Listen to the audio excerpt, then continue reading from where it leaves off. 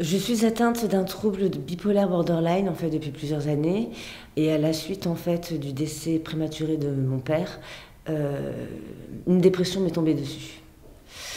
Et de ça, je suis tombée dans la drogue. Donc c'est volontairement que je suis ici. Dépression, addiction, troubles bipolaires ou schizophréniques, comme Sophie, presque 500 patients séjournent à l'hôpital psychiatrique de Thuir. Certains pour des courtes durées, d'autres pour la majeure partie de leur vie.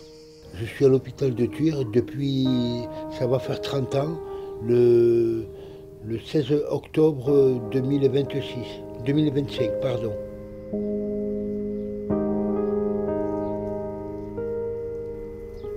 Il y a des bouquins, lire un petit peu, jouer au baby-foot s'il y en a un, jouer un peu au ping-pong s'il y en a un. Bon, autrement, il n'y a pas grand-chose à faire. Vous savez, en psychiatrie, aller à la cafétéria, ça c'est sympa. Un quotidien parfois hors du temps où s'illustrent les troubles de la société. Isolement social, précarité, addiction, anxiété, de plus en plus installés, surtout chez les jeunes. Les centres médico-psychologiques sont les premiers lieux d'écoute de tous ces maux, malgré des délais d'attente trop longs, faute de moyens.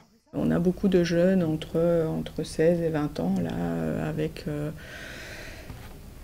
peut-être des difficultés au niveau de la personnalité qui se dessinent, des consommations de toxiques, des troubles anxieux sévères qui ont des conséquences sur la scolarité, sur leur devenir.